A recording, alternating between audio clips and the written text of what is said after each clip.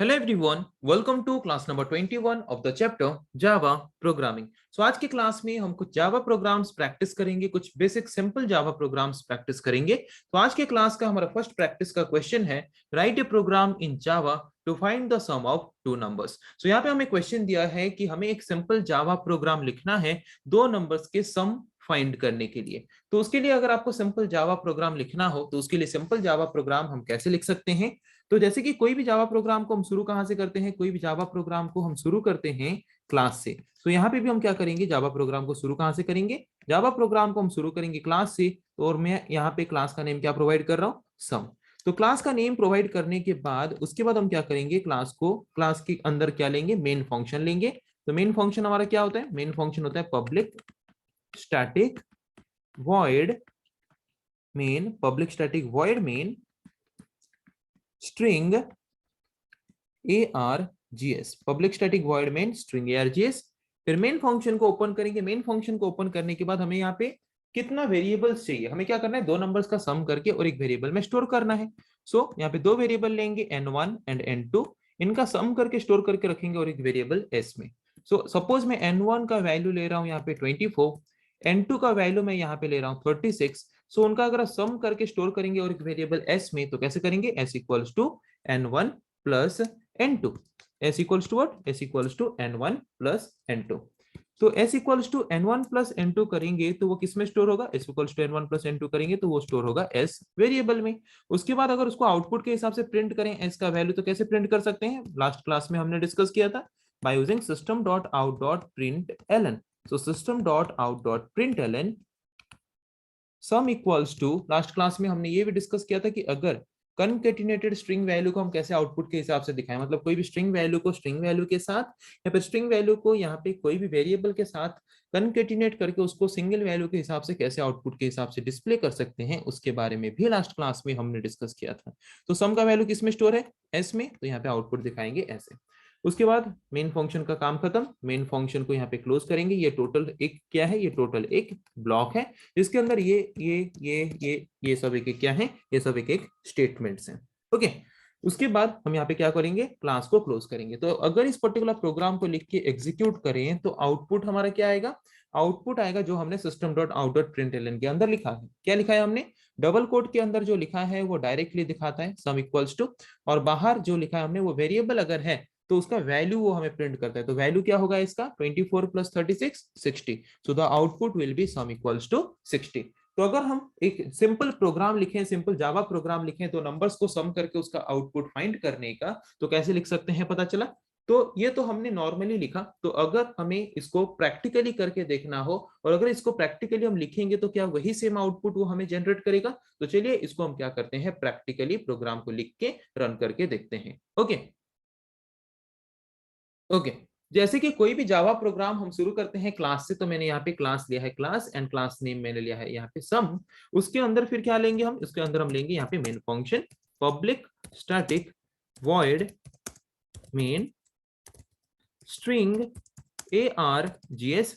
हम जानते हैं जावा एक केस सेंसिटिव प्रोग्रामिंग लैंग्वेज है, मतलब जहां पे हमें कैपिटल में लिखना चाहिए वहां पे कैपिटल में लिखेंगे, जहां पे स्मॉल में लिखना चाहिए वहां पे स्मॉल में लिखेंगे। तो जैसे कि आप यहाँ पे देख सकते हो मैंने स्ट्रिंग का एस कैपिटल लिखा, अगर आप स्ट्रिंग का एस स्मॉल लिखोगे तो वहां पे वो एरर जनरेट करेगा, एरर आपको दिखाएगा। ओके, तो यहाँ पे कितने वेरिएबल्स हमें चाहिए सम करने के लिए, दो वेरिएबल्स चाहिए जिनका वैल्यू हम सम करेंगे, और एक वेरिएबल चाहिए जहां पे हम सम करके वैल्यू को स्टोर करके रखेंगे। ओके, तो यहाँ पे हम फिर वैल्यू लेंगे n1 का, सपोज n1 का वैल्यू हम लेते हैं 24 जैसे हमने लिया था, n2 का वैल्यू हम यहाँ पे लेते हैं 36। ओके, n1 एंड n2 का वैल्यू आप अपने मर्जी से अपने रिक्वायरमेंट के हिसाब से कुछ भी ले सकते हो, उनको सम करके और एक वेरिएबल s में स्टोर करना है। तो कैसे लिखेंगे, s equals to n1 plus n2, और अभी इसको आउटपुट के हिसाब से अगर प्रिंट करना है इनका सम, तो क्या यूज करेंगे, system dot out dot println. Okay, तो वहां पे प्रिंट कैसे करेंगे, सम इक्वल्स टू, या फिर सिंपली हम ऐसे भी लिख सकते हैं, कैसे, n1 plus n2 equals two plus, ये प्लस सिंबल क्या है, कनकेटिनेशन सिंबल है, मतलब जो कि दो स्ट्रिंग्स को या फिर एक स्ट्रिंग को एक वेरिएबल के साथ कंबाइन करके सिंगल स्ट्रिंग वैल्यू के फॉर्म में रिप्रेजेंट करता है। तो सम किस में स्टोर है, एस वेरिएबल में स्टोर है। ओके, तो अभी इस पर्टिकुलर प्रोग्राम को, यही प्रोग्राम है जो हमने वहां पे लिखा था, अभी इसको अगर हम रन करेंगे तो आउटपुट क्या आना चाहिए, n1 plus n2 equals to 60। Okay, तो देखते हैं आउटपुट यहाँ पे आ रहा है या नहीं। यहाँ पे आप नीचे देख सकते हो आउटपुट क्या आ रहा है, n1 plus n2 equals to 60। तो n1 प्लस n2 की जगह पे आप अगर यहाँ पे सम लिखोगे तो वो दिखाएगा उसको सम इक्वल्स टू 60, जैसे कि आप यहाँ पे करके देख सकते हो रन। तो यहाँ पे रन किया मैंने, तो यहाँ पे आउटपुट क्या है आप देख सकते हो, सम इक्वल्स टू 60। तो पता चला कि अगर आपको एक सिंपल जावा प्रोग्राम लिखना है दो नंबर्स को सम करके उसका आउटपुट जनरेट करने के लिए, तो वो कैसे कर सकते हो। तो अगर उसी तरह से आपको बोले कि एक सिंपल जावा प्रोग्राम लिखो दो नंबर्स का सब्ट्रैक्शन फाइंड करने के लिए, सब्ट्रैक्शन फाइंड करने के लिए मतलब दोनों नंबर्स को सब्ट्रैक्ट करके उसका रिजल्ट को एज ए आउटपुट जनरेट करने के लिए अगर आपको बोले तो कैसे कर सकते हो। प्लस की जगह पे आप यहाँ पे ले लो सिंपल माइनस, तो वहां पे सब्ट्रैक्शन का वैल्यू क्या आएगा, तो वहां पे मैंने लिया था a का वैल्यू, n1 का वैल्यू 24, n2 का वैल्यू 36, तो 24 माइनस 36 अगर हम करेंगे तो आउटपुट क्या आएगा, आउटपुट आना चाहिए -12। तो यहाँ पे सब्ट्रैक्शन इक्वल्स टू -12 यहाँ पे आ रहा है, आप देख सकते हो। वैसे ही मल्टीप्लीकेशन अगर आपको करने को बोले तो इसकी जगह पे मल्टीप्लीकेशन लोगे, अगर डिवीजन करने को बोले तो वहां पे डिवीजन लोगे, अगर आपको रिमाइंडर फाइंड करने को बोले तो वहां पे मॉडुलस ऑपरेटर लोगे।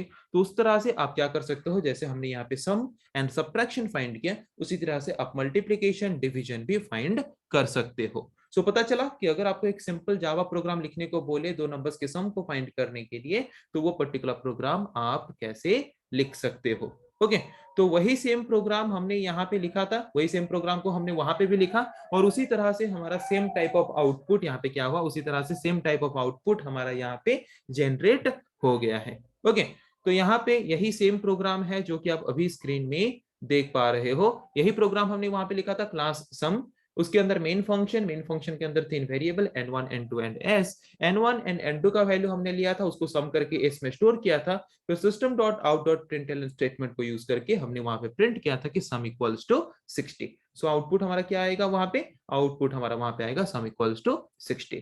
तो जिस तरह से हमने एक सिंपल जावा प्रोग्राम लिखा सम ऑफ टू नंबर्स को फाइंड करने के लिए, उसी तरह से वही सेम प्रोसेस को फॉलो करके आपको जावा प्रोग्राम लिखना है सम सब्ट्रैक्शन ऑफ टू नंबर्स के लिए, मल्टीप्लिकेशन ऑफ टू नंबर्स के लिए, डिवीजन ऑफ टू नंबर्स के लिए and remainder of two numbers के लिए, जिन दो नंबर्स को हमने एक को और एक के साथ डिवाइड किया है।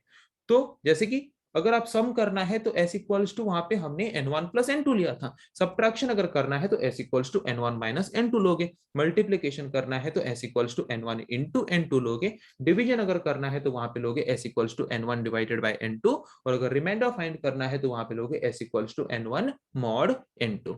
बाकी कोई भी प्रोसेस चेंज नहीं होने वाला, बाकी कोई भी स्टेटमेंट चेंज नहीं होने वाला, बाकी सारे के सारे स्टेटमेंट्स वही एग्जैक्टली सेम रहेंगे। सो आई थिंक आज के क्लास में जिस पर्टिकुलर टॉपिक के बारे में हमने डिस्कस किया आप लोगों को समझ आ चुका है। सो नेक्स्ट क्लास में हम डिस्कस करेंगे ऐसे और कुछ टॉपिक्स के बारे में। आज के लिए इतना ही, थैंक यू।